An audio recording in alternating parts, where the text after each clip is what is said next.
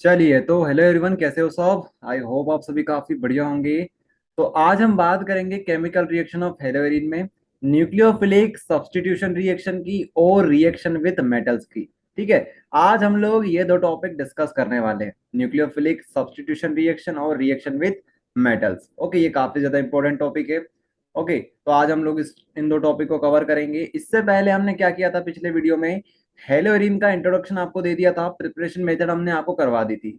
Okay, तो अब हम लोग क्या देखेंगे, न्यूक्लियोफिलिक रिएक्शंस और रिएक्शन विद मेटल्स। तो इसमें कुछ टॉपिक्स हैं हमारे पास।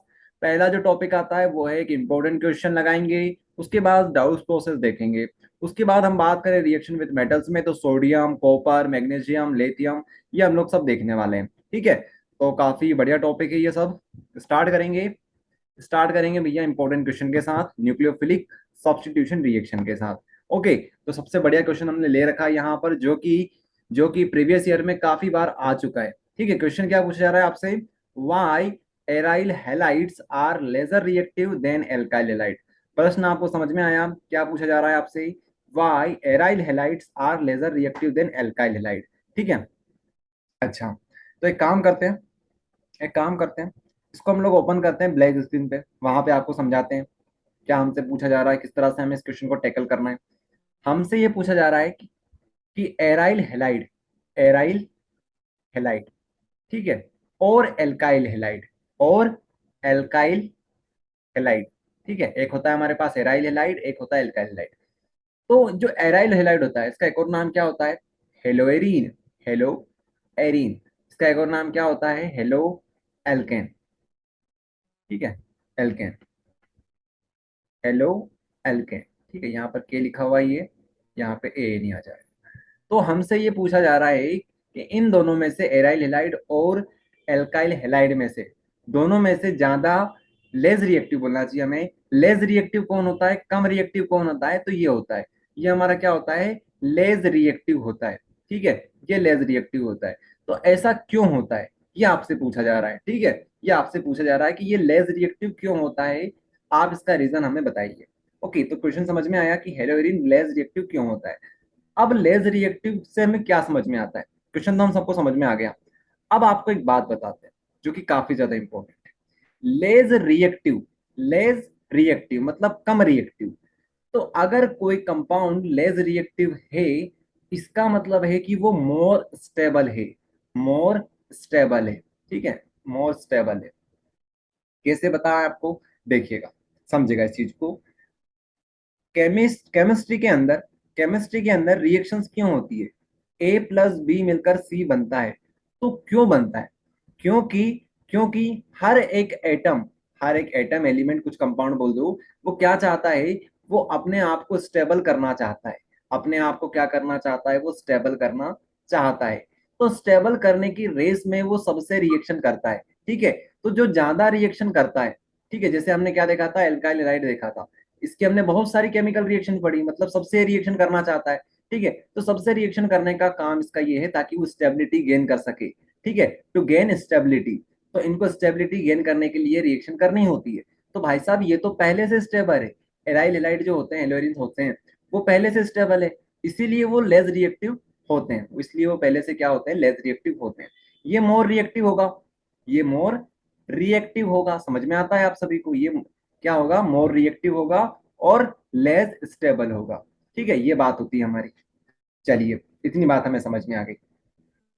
ओके, तो होगा क्या, हेलोरिन के अंदर जब हम लोग केमिकल रिएक्शन देखेंगे, जैसे अभी हम लोग देख रहे हैं, तो यहाँ पे हमें केमिकल रिएक्शन इतनी पढ़ने को नहीं मिलती है। रीजन इसका क्या है, क्योंकि ये पहले से स्टेबल है। ओके, चलिए, तो अभी तो हमने सिर्फ इतना समझा है कि हमें अब ये प्रूव करना है कि ये ज्यादा स्टेबल है। ठीक है, अगर हमने ये प्रूव कर दिया कि जो हमारा हेलोरिन होता है वो ज्यादा स्टेबल होता है, तो हम लोग इनडायरेक्टली ये स्टेबल कर देंगे, ये बता देंगे कि ये लेस रिएक्टिव होता है। ठीक है, जो ज्यादा स्टेबल होता है वो लेस रिएक्टिव होता है। तो अब हमारे पास क्वेश्चन ये बन चुका है कि एराइल हैलाइड ज्यादा स्टेबल होता है, अब हमने ये प्रूव करना है। ओके, चलिए, तो स्टार्ट करते हैं हेलोरिन को मोर स्टेबल बताना, किस तरह से हम इसको मोर स्टेबल बता सकते हैं। ओके, चलिए, तो एक काम करते हैं, इसको क्लीन कर देते हैं, जो काम की चीज नहीं है उसको क्लीन कर देते हैं, क्योंकि अब हमें क्या देखना है, रेजोनेंस देखना है। ओके, वहां पे हम लोग बताएंगे कि किस तरह से ये ज्यादा स्टेबल होता है। ओके, एराइल हेलाइड, यहाँ पे आप लोग देखिएगा, यहाँ पे आप लोग फोकस करेंगे। एराइल हेलाइड कुछ इस प्रकार का होता है, ठीक है। अंदर सर्कल बना लेते हैं, सर्कल नहीं बनाते, एक काम करते हैं, इस तरह से बना, ठीक है। अब यहाँ पे आप लोग देखेंगे, यहाँ पे हम लोग लेट से Cl लगा लेते हैं, ठीक है। क्या लगा लेते हैं? क्लोरीन लगा लेते हैं। तो ये हमारे पास क्या बन गया? क्लोरोबेंजीन बन गया। अब ये जो क्लोरोबेंजीन है, इसके पास होते हैं लोन पेयर। क्या होते हैं इसके पास? लोन पेयर होते हैं। क्या होते हैं इसके पास? लोन पेयर होते हैं। अब होगा क्या? अब होगा क्या? इसके पास लोन पेयर हैं। अच्छा, लोन पेयर समझाने से पहले, रेजोनेंस समझाने से पहले आपको ये बता देते हैं हम करने क्या वाले हैं। हम लोग रेजोनेंस करने वाले हैं, ठीक है। मतलब रेजोनेंस होता है, उसको हम लोग देखने वाले हैं। अगर हमने अगर हमने ये बता दिया कि यहाँ पे रेजोनेंस होता है, और जहां पे रेजोनेंस होता है, जहां पे डबल बॉन्ड होती है, जहां पर रेजोनेंस होता है इस प्रकार से, तो हम इनडायरेक्टली ये बता देंगे कि ये ज्यादा स्टेबल है, ये ज्यादा स्टेबल है, ठीक है। तो रेजोनेंस क्या होता है आपको वो भी हम यहाँ पर बता देंगे। ओके, तो अभी आप सिर्फ इतना ध्यान रखो कि हम लोग यहाँ पर रेजोनेंस करने वाले हैं, कैसे करने वाले हैं, उससे हमें क्या मिलेगा, वो आगे की कहानी हमारी हो जाएगी। ओके, चलिए देखेंगे आप लोग। अब ये जो कंपाउंड है हमारे पास, ये जो कंपाउंड है हमारे पास, ये हमारे पास क्या है? एराइल हेलाइड है, या फिर आप बोल सकते हो हेलोइड।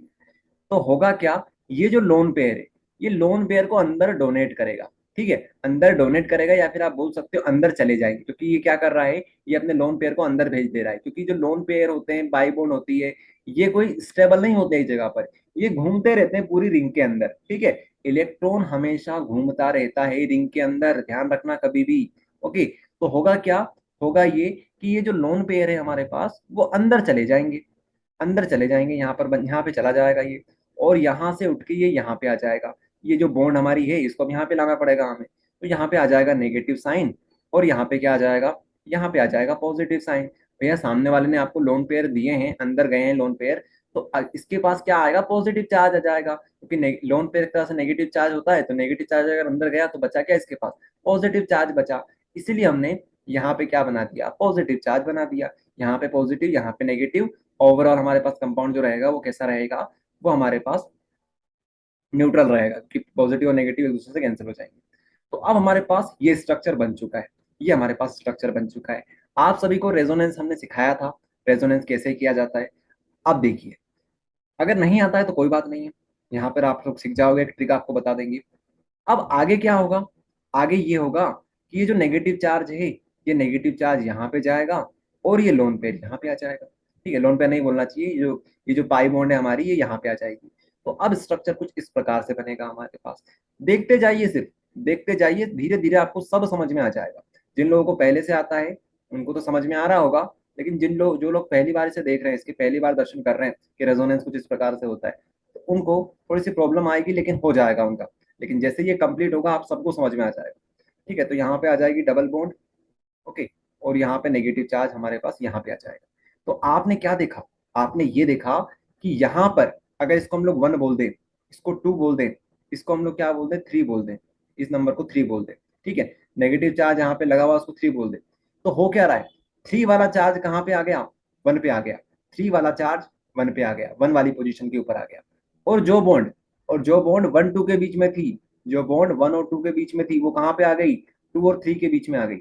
ये देखिए, ये यहाँ पर, ये यहाँ पर 2, यहाँ पर 3, ठीक है। तो ये ट्रिक है आपकी याद करने की, समझने की, ठीक है। कि जो हमारा चार्ज, जो हमारे पास पॉजिटिव या नेगेटिव चार्ज जो भी है, उसको आपको कहाँ भेज देना है? उसको 3 से 1 पे भेज देना है। और जो बॉन्ड 1 और 2 के बीच में है, ठीक है, यहाँ पर बॉन्ड की बात होगी, तो बॉन्ड को आपको क्या करना है? जो 1 और 2 के बीच में जो बॉन्ड है, उसको आपको 2 3 के बीच में भेज देना है। ओके, चलिए, तो ये हमारे पास बना। आगे आप लोग खुद बताइए क्या होगा, आगे आप लोग खुद सोचिए क्या होगा। आगे क्या होगा भैया? अरे आगे इस तरह से कंपाउंड हमारे पास बनेगा। ओके, अब आप लोग देखेंगे, पहले हम लोग इसका जो नॉर्मल फ्लो है वो बना लेते हैं। अब ये जो नेगेटिव चार्ज है वो यहाँ आएगा, ये यहाँ पे आ जाएगा, या फिर 1 2 3 कर लो, ठीक है। इसको 3 बोल दो, इसको 2 बोल दो, इसको 1 बोल दो, ठीक है। तो 3 वाला चार्ज कहाँ चला जाएगा? 1 के ऊपर, और जो बॉन्ड 1 2 के बीच में, वो 2 3 के बीच में आ जाएगी यहाँ पर, ठीक है। बाकी सारा जो भी कुछ है उसको इस तरह से बना लो जैसे जैसे पहले था वैसा। ओके, तो ये हमारे पास बन जाएगा। आगे आप लोग देखेंगे, इसको क्लीन कर देते हैं। समझ में आ गया आपको क्या हो रहा है यहाँ पर? अब थोड़ा थोड़ा समझ में आ रहा होगा आपको। अब इसके लिए एक काम करते हैं, अच्छा यहाँ पर बना देते हैं, ठीक है, समझ जाइएगा आप लोग आगे यहाँ कहानी कर रहे हैं हम लोग। अच्छा यहाँ पर इस तरह से बना लेते हैं। अब ये चार्ज यहाँ पर जाएगा और ये यहाँ पर चला जाएगा, ठीक है। तो आप चाहो तो इसको भी 1 2 3 बोल दीजिए, इसको बोल दीजिए, इसको 3 बोल दीजिए, इसको 2 बोल दीजिए, इस पोजीशन को 2 बोल दीजिए, इसको 1 बोल दीजिए, ठीक है। तो 1 वाला चार्ज 3 पे हो जाएगा, तो यहाँ पर पहले से माइनस था, यहाँ पर प्लस आ जाएगा, ठीक है। उसके बाद पूरा वैसा का वैसा बना लेते हैं, यहाँ पर आ जाएगा Cl, ठीक है। और यहाँ पे क्या चला जाएगा, ऊपर बॉन्ड चली जाएगी, ठीक है। यहाँ पर इस तरह से माइनस चार्ज चला जाएगा, तो यहाँ पर माइनस, यहाँ पर पहले से प्लस था, ओके। तो प्लस और माइनस ये कैंसिल हो गए, तो एक तरह से हम इसको हटा सकते हैं, हटा दिया हमने। यहाँ से ही प्लस माइनस हट गए, तो यहाँ से हटा दिया। बॉन्ड की बात करते हैं, बॉन्ड कहाँ चली गई थी, यहाँ से यहाँ चली गई थी, तो यहाँ पे आ गया, ठीक है। तो पॉजिटिव नेगेटिव कैंसिल हो गए, वो गए सब साथ में, तो लास्ट हमारे पास फाइनल एक्सप्रेशन ये आ जाएगा, ठीक है। तो आपने देखा किस तरह से हमने इसके रेजोनेटिंग स्ट्रक्चर बनाए। जरा इसको देखिए और इसको देखिए, इनमें जो यहाँ पर डबल बॉन्ड अंदर है, ठीक है, वो जस्ट अपोजिट साइड पे आ चुकी है, ठीक है, जस्ट अपोजिट साइड पे आ चुकी है। यहाँ पर है, यहाँ पर है, यहाँ पर है, इसमें ये यहाँ पर है, यहाँ पर है, यहाँ पर है। तो इस तरह से हमारे पास 5 रेजोनेटिंग स्ट्रक्चर बने हैं पूरे मिलाकर, ठीक है, 5 रेजोनेटिंग स्ट्रक्चर हमारे पास बने हैं। तो अब इन सभी 5 स्ट्रक्चर को मिलाकर एक हाइब्रिड स्ट्रक्चर बनाएंगे। क्या बनाएंगे, एक हाइब्रिड स्ट्रक्चर बनाएंगे जिसमें सबको शामिल कर लेंगे, ठीक है। तो ये हमारे पास रेजोनेटिंग स्ट्रक्चर थे। अब हम लोग देखेंगे हाइब्रिड स्ट्रक्चर, हाइब्रिड, ठीक है। हाइब्रिड में क्या रहेगा, हाइब्रिड में क्या रहेगा, पहले तो एक नॉर्मल फ्लो बना लो, नॉर्मल फ्लो बना लो, किस तरह से आपको बनाना है, कुछ इस तरह से, यहाँ पर Cl लगा लो। अब आपको ये देखना है कहाँ कहाँ पर कौन कौन सा चार्ज है, ठीक है, कहाँ कहाँ पर कौन कौन सा चार्ज है, ठीक है। नेगेटिव चार्ज यहाँ पे आ रहा है, इसको हम लोग पार्शियली नेगेटिव बना लेंगे। देखिए आप लोग, यहाँ पर नेगेटिव आया था, कलर चेंज करके आपको समझाते हैं, कोई ग्रीन कलर ले लेते हैं। यहाँ पर नेगेटिव चार्ज आया था, और कहाँ पे आया था, यहाँ पर नेगेटिव चार्ज आया था, इस पोजीशन के ऊपर आया था। यहाँ पर नेगेटिव चार्ज बना लो, छोटा सा पार्शियल नेगेटिव चार्ज, मतलब नेगेटिव चार्ज यहाँ पर भी है और नेगेटिव चार्ज यहाँ पर भी, इस पोजीशन के ऊपर भी नेगेटिव चार्ज है, ओके। और कहाँ पर है नेगेटिव चार्ज, यहाँ पर है नेगेटिव चार्ज, ठीक है, यहाँ पर है। तो यहाँ पर भी पार्शियल नेगेटिव का साइन हम लोग बना लेंगे। इतनी बात आपको समझ में आई, कहाँ कहाँ पर नेगेटिव चार्ज है, 3 जगह पर आपको नेगेटिव चार्ज देखने को मिला। और कहीं पर नेगेटिव चार्ज आपको दिख रहा है क्या, नहीं दिख रहा है, ठीक है। तो इन पोजीशन के ऊपर नेगेटिव चार्ज की डेंसिटी ज्यादा रहेगी, यहाँ पर और यहाँ पर नहीं देखने को मिलेगा आपको नेगेटिव चार्ज, ओके, ये रहेगा। आया इतना समझ में आप सभी को। उसके बाद आप लोग आगे देखेंगे, यहाँ पर हमारे पास डबल बॉन्ड की बात कर लेते हैं, डबल बॉन्ड कहाँ कहाँ पर है। तो कभी डबल बॉन्ड यहाँ पर है, ठीक है, इसको हम लोग डॉट से बनाएंगे, डॉट डॉट डॉट के फॉर्म में बनाएंगे। जैसे यहाँ पर आपने देखा, यहाँ पर डबल बॉन्ड आई थी तो हमने यहाँ बना दिया। और कहाँ पर है आपको डबल बॉन्ड दिख रही है, सर्कल के अंदर देख लेते हैं। यहाँ से अगर आप लोग देखोगे अंदर कहानी, रिंग के अंदर, तो डबल बॉन्ड कभी कभी यहाँ पर है, ठीक है, कभी कभी यहाँ पर है, और कभी कभी डबल बॉन्ड यहाँ पर है, ठीक है, यहाँ पर है। डॉट से बनाना है आपको डबल बॉन्ड को, क्योंकि डबल बॉन्ड घूम रही है, पार्शियली मिलेगा आपको। यहाँ पर थोड़ी सी डबल बॉन्ड है, यहाँ पर है, यहाँ पर है, मतलब इलेक्ट्रॉन की जो डेंसिटी कभी यहाँ पर है, कभी यहाँ पर है, कभी यहाँ पर है। अब इसको देखो, ये जस्ट अपोजिट साइड पर है, यहाँ पर है, तो यहाँ पर बना लो, ठीक है, इस तरह से। तो आप लोग क्या देखोगे, पूरी रिंग के अंदर डबल बॉन्ड तो घूम रही है, पूरी रिंग के अंदर डबल बॉन्ड के जो इलेक्ट्रॉन्स हैं वो घूम रहे हैं। देखा आपने, ये रिंग के अंदर घूम रहे हैं, कभी यहाँ, कभी यहाँ, कभी यहाँ, कभी यहाँ, कभी यहाँ, इस तरह से पूरा मिलके इस तरह से बनेगा हमारे पास। इसीलिए हम लोग बेंजीन रिंग के अंदर सर्कल बना देते हैं। आपने कभी कभी देखा होगा, सर्कल बना देते हैं। सर्कल का मतलब ये होता है एक तरह से, ठीक है, अंदर घूम रहे हैं इलेक्ट्रॉन्स, ओके। तो ये बात है। तो इससे हमें क्या समझ में आया, इससे हमें क्या समझ में आया, इससे हमें यह समझ में आया। अब आता है क्वेश्चन नंबर 1, सबसे बड़ा क्वेश्चन। इससे हमें क्या समझ में आया, तो हमें समझ में ये आया है कि अगर आप लोग इतने इतने पर फोकस करो, इतने इतने पर फोकस करो, तो आप क्या देखोगे, आप ये देखोगे कि यहाँ पर भी कोई कार्बन होगा, यहाँ पर इस पोजीशन के ऊपर कार्बन एटम लगा हुआ होगा।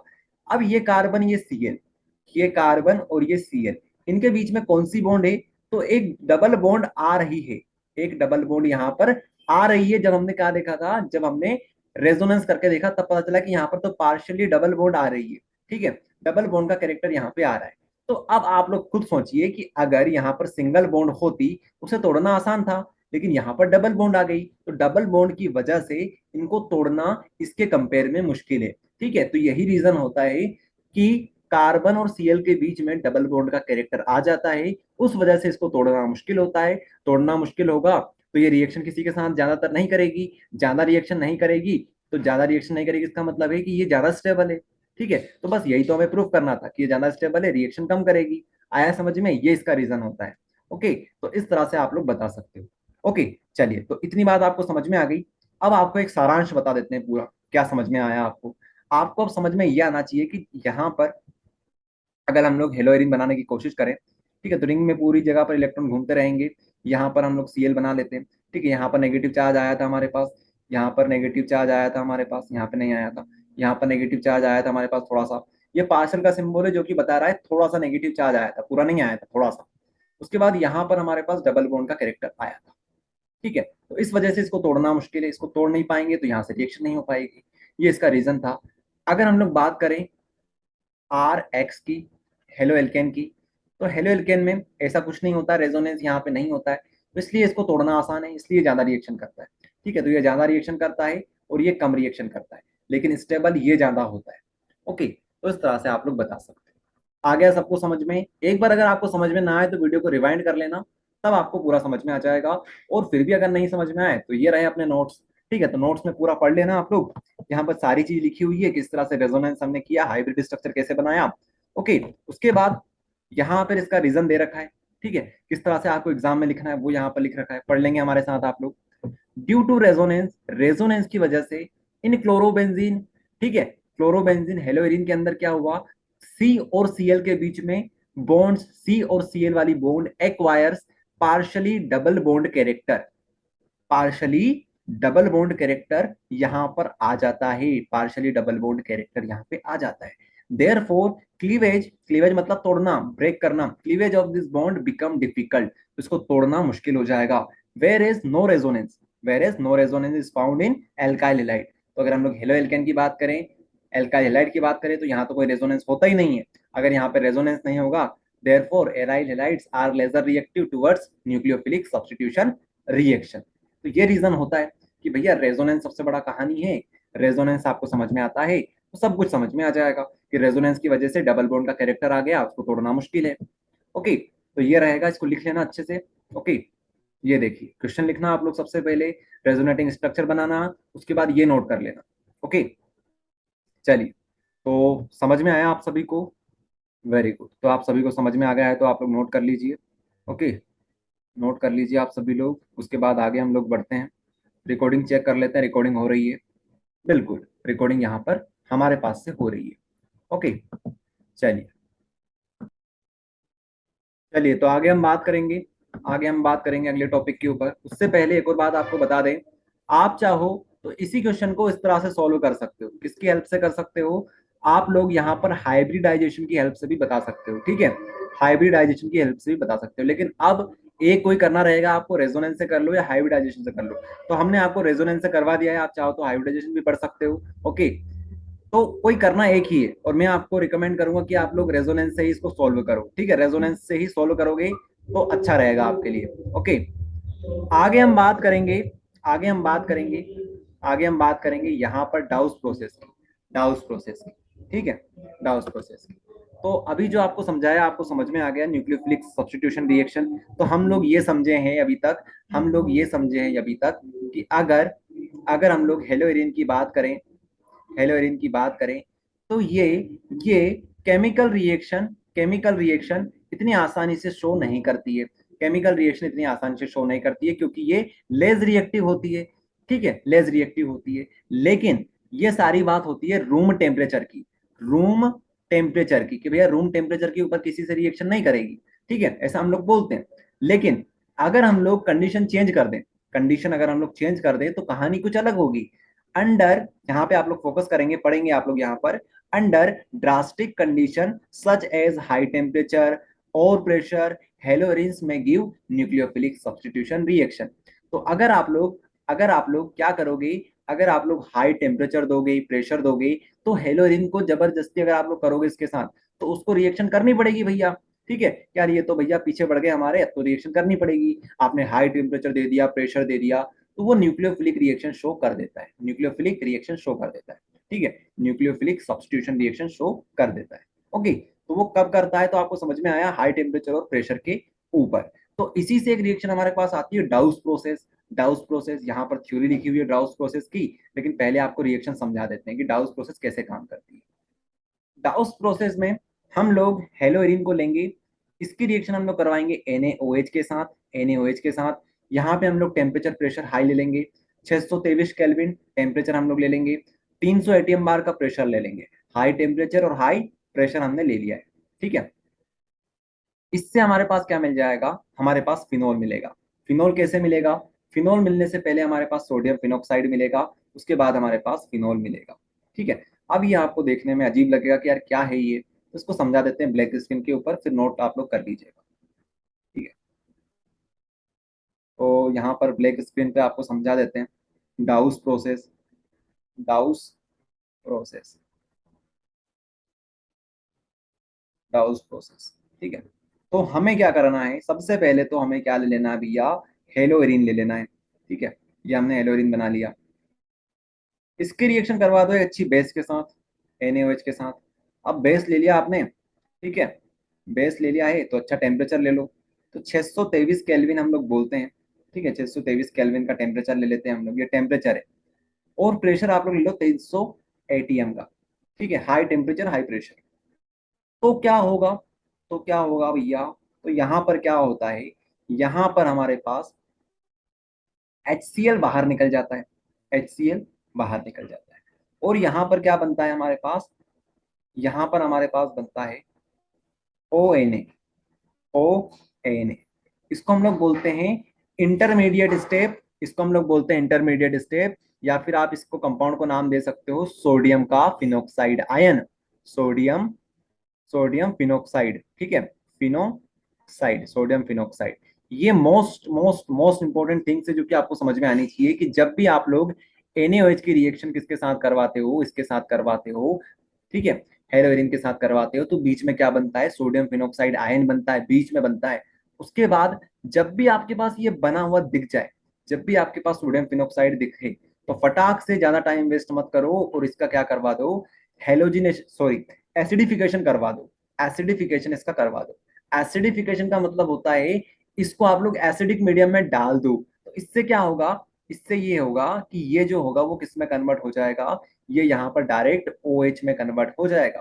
किसमें कन्वर्ट हो जाएगा, OH में कन्वर्ट हो जाएगा। या फिर आप चाहो H प्लस को इस तरह नहीं लिखना तो आप लोग HCl लिख सकते हो, ठीक है, HCl, तो आपको और ज्यादा समझ में आएगा कि H प्लस इसने यहाँ दे दिया होगा और ये Na बाहर निकाल लिया होगा इसने। इस तरह की कहानी यहाँ पर होती है, ठीक है। चलिए, तो आया समझ में आप सभी को कि हमने क्या किया, इसको एसिडिक मीडियम में क्यों रखा। एसिडिक मीडियम में रखने से फायदा ये होता है कि यहाँ से ONA में, ONA किस में कन्वर्ट हो जाता है, OH में कन्वर्ट हो जाता है। एसिडिक मीडियम लिखने का दो तरीका होता है, दो नहीं तीन तरीके होते हैं। एक तो H प्लस लिख दो आप लोग, तो समझ में आता है कि एसिडिफिकेशन आप लोग कर रहे हो। या फिर आप लोग लिख दो कॉन्सेंट्रेटेड कोई सा एसिड जो आपके पास हो, लेट से HCl, इस तरह से आप लोग कर सकते हो एसिडिफिकेशन, ठीक है। या फिर डायरेक्ट आप लोग एसिड लिख दो, एसिडिफिकेशन लिख दो, तो ये भी एक तरीका होता है, एसिडिफिकेशन लिख दो। तो जैसा चाहो वैसा कर सकते हो, हमने आपको तीनों तरीके बता दिए हैं, ओके। चलिए, तो आया समझ में किस तरह से हमने किया। जब भी आपको ONA दिखे तो आप लोग उसको OH में कन्वर्ट कर लिया करो, क्योंकि ये स्टेबल थोड़ी ना है, ये तो आयन है, तो ये स्टेबल नहीं है, तो ये स्टेबल है। इसको हम लोग क्या बोलेंगे, आप लोग आने वाले चैप्टर में इसको पढ़ोगे, इसको बोलते हैं फिनोल। क्या बोलते हैं इसको, फिनोल। अगला जो चैप्टर है हमारे पास एल्कोहल, फिनोल एंड ईथर, ये हमारे पास 11वां नंबर का चैप्टर। तो फिनोल जो होता है आप लोग वहां पर पढ़ोगे, लेकिन अभी इतना समझो, इसको बोलते हैं फिनोल, ठीक है, फिनोल। आ गया समझ में डाउस प्रोसेस किस तरह से काम करती है। डाउस प्रोसेस तो फिर से सुन लीजिए, यहाँ पर हाई टेम्परेचर हाई प्रेशर हम लोग लेते हैं, ओके। NaOH की रिएक्शन करवाते हैं तो ये बनता है, उसका एसिडिफिकेशन करवाते हैं तो ये बन जाता है, ओके। चलिए, तो आप लोग नोट करते चलें, नोट करते चलें भैया, देख लो आप लोग, इसको नोट कर लीजिए। उसके बाद थोड़ा सा पीछे कर देते हैं भैया, जिसको नोट करना है वो नोट कर लेगा, ओके।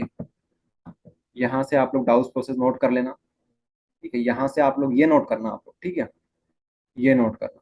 ये मत करना नोट, क्योंकि एक प्रोसेस आपको पहले ही बता दी हमने, रेजोनेंस वाली, तो इसको आप लोग स्किप कर देना, ये कर लेना नोट। यहाँ से नोट करना, ये नोट कर लेना, थ्योरी आपको दिखा दी हमने यहाँ पर। उसके अलावा ये नोट कर लेना।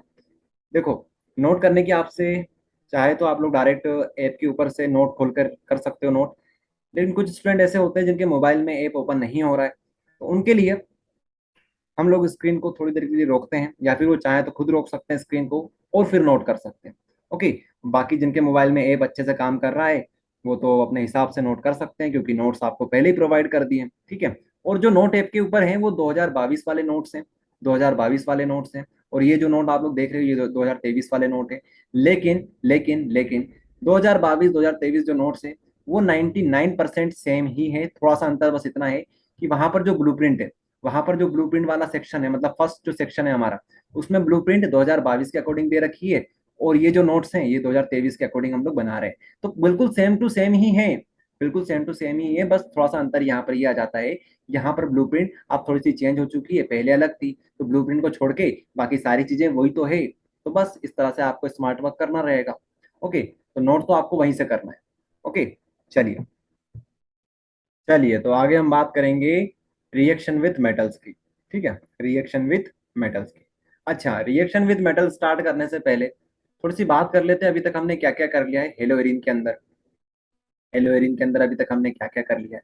तो हेलोइरिन के अंदर सबसे पहले हमने प्रिपरेशन मेथड देखी थी, प्रिपरेशन मेथड देखी थी। नेक्स्ट हमने क्या देखा था, नेक्स्ट हमने जो देखा था वो न्यूक्लियोफिलिक रिएक्शन देखी थी, मतलब इंपॉर्टेंट क्वेश्चन जो आपको करवाया था वो देखा था। ओके। उसी में हमने क्या करवा दिया था आपको, डाउस प्रोसेस करवा दिया था अभी थोड़ी देर पहले। ठीक है। अब हम लोग थर्ड नंबर पे देखेंगे, थर्ड नंबर पे हम लोग क्या देखेंगे, थर्ड नंबर पे हम लोग देखेंगे रिएक्शन विथ मेटल्स में। ठीक है, रिएक्शन विथ मेटल्स। ठीक है, रिएक्शन विथ मेटल। तो रिएक्शन विथ मेटल्स हम लोग स्टार्ट करते हैं। अच्छा, रिएक्शन विथ मेटल्स हमने कहाँ पर किया था, याद है आप सभी को? रिएक्शन विथ मेटल्स हमने एक जगह और किया था, वो था हमारा हेलोएरिन, हेलो एल्केन, जब आपको पढ़ा रहे थे तब भी आपको करवा दिया था। ओके।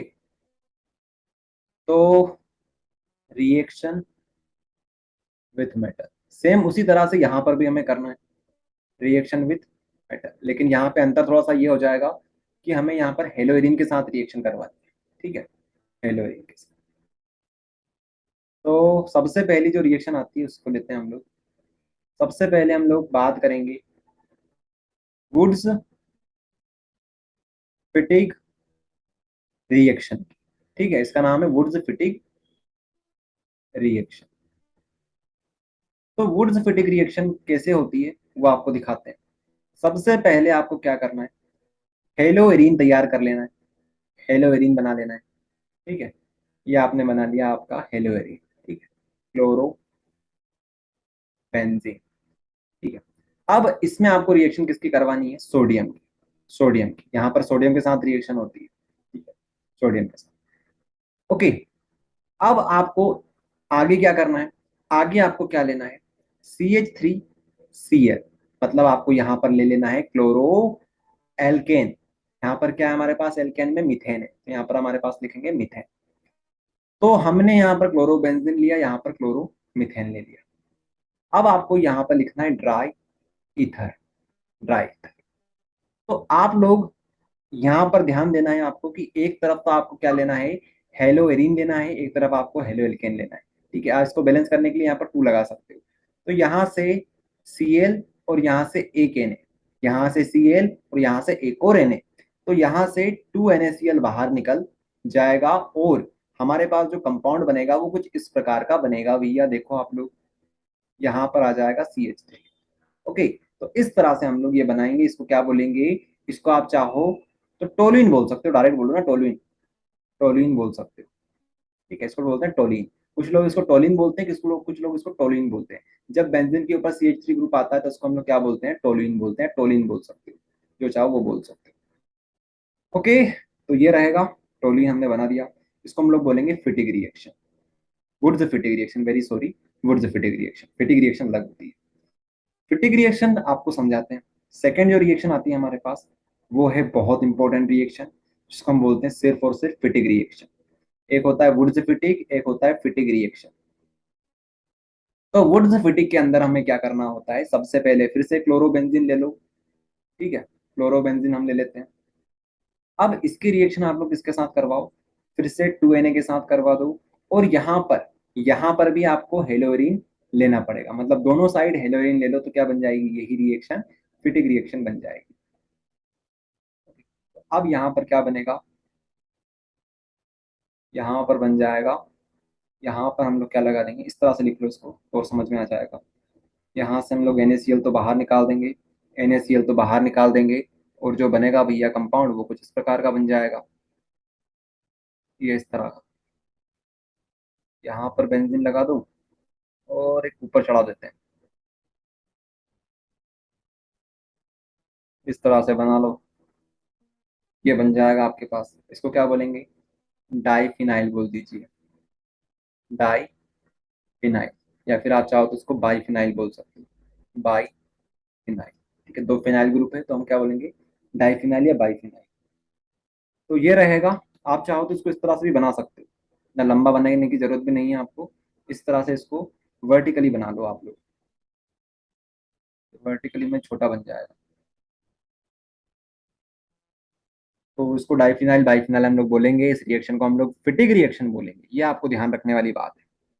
तो कर लोगे आप सभी लोग, वुड्स फिटिक और फिटिक दोनों में अंतर समझ में आ गया। एक तरफ हमें हेलोएल्केन हेलोरिन लेना होता है तो उसे हम वुड्स फिटिक बोलते हैं, और अगर दोनों तरफ हेलोरिन लेते हैं तो फिटिक रिएक्शन हम लोग बोलते हैं। चलिए, तो भैया ये आपको समझ में आ गया। नेक्स्ट जो रिएक्शन आएगी हमारे पास वो देख लेते हैं कौन सी है, फिर उसको समझा देते हैं आपको। तो ये आपको समझा दिया हमने सोडियम वाली सारी रिएक्शन। नेक्स्ट है हमारे पास कॉपर वाली। ठीक है, कॉपर वाली, तो कॉपर वाली देख लो, वैसे यहीं पर समझा देते हैं क्योंकि एक चीज तो आपको समझ में आ चुकी है। तो यहाँ पर सोडियम की जगह पर कॉपर ले लेना, कॉपर ले लोगे तो सेम वही रिएक्शन रहेगी जो भी हमने फिटिक में देखा था, फिटिक में जैसा किया था वैसे आपको यहाँ पर करना है। ओके, कॉपर की एक ही वैलेंसी बनेगी, ये आपको ध्यान रखना है, तो आपको दो कॉपर लेना पड़ेगा।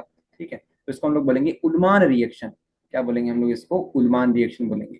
वैसे ये रिएक्शन कोई ज्यादा इंपॉर्टेंट नहीं है। ओके, ज्यादा इंपॉर्टेंट ये रिएक्शन नहीं है उल्मान रिएक्शन। अच्छा, तो ये समझ में आ गया आपको। अगली रिएक्शन के ऊपर बात करेंगे, वो है मैग्नीशियम वाली। मैग्नीशियम वाली रिएक्शन याद है सभी को, इसको हम लोग बोलते हैं ग्रिग्नार्ड रिएक्शन। ठीक है, ग्रिग्नार्ड रिएक्शन तो जो कंपाउंड बनता है हमारे पास वो बोलते हैं ग्रिग्नार्ड का रिएजेंट बनता है। तो जिस तरह से हमने वहां पर किया था वैसे यहाँ पर कर दो। ठीक है, तो इस तरह से आप लोग यहाँ पर लगा देना, एक्स ग्रुप था, इसकी रिएक्शन Mg के साथ करवाओ ड्राई ईथर के प्रेजेंस में। उसके बाद क्या होगा, ड्राई ईथर लगाओगे तो बीच में जो होगा, बीच में मैग्नीशियम आ जाएगा, बीच में हमारे पास Mg आ जाएगा और यहाँ पर X आ जाएगा। ये हमारे पास हुआ करता था। तो ये सिंपल सिंपल सी रिएक्शन है जो कि हमने पहले ही आपको करवा दी है, तो इसको पढ़ लीजिएगा आप लोग। लास्ट वाली लिथियम वाली है जो कि फिर से कोई इंपॉर्टेंट नहीं है, आप चाहो तो उसको डायरेक्ट स्किप कर सकते हो, इसकी कोई पॉसिबिलिटी नहीं है आने की एग्जाम में। तो आप चाहो तो यहीं तक कर लो, काफी है। लिथियम वाली देखना है तो वो भी देख लो, यहाँ पर Li लेना होता है, लिथियम लेना होता है। लिथियम यहाँ से बी आर को निकाल देता है, और यहाँ पर खास बात ये होती है कि हमें सिर्फ और सिर्फ एक ही हेलोरिन लेने की जरूरत होती है, और वहीं से हमारे पास फिनाइल लिथियम बन जाता है। बस ये होगा यहाँ पर। तो लिथियम वाली कोई इंपॉर्टेंट नहीं है, काफी बार तो कुछ कुछ बुक में तो ये दे नहीं रखी है ये लिथियम वाली रिएक्शन दे ही नहीं रखी है, तो आप चाहो तो इसको पूरी तरह से स्किप कर सकते हो, कोई मुश्किल वाली मतलब ये रिएक्शन आती नहीं है। ओके, कहने वाली बात ये है। चलिए, तो यहाँ पर हमारा होता है टॉपिक फिनिश। अगले वीडियो में हम लोग बात करेंगे, अगले वीडियो में बात करेंगे आने वाले रिएक्शन के ऊपर। ठीक है, इलेक्ट्रोफिलिक रिएक्शन के ऊपर, जो कि बहुत बहुत बहुत इंपॉर्टेंट है और काफी इजी रिएक्शन है। एक तरीका आपको सिखा देंगे किस तरह से इसको करना रहेगा। ओके, तो करते हैं वीडियो को एंड।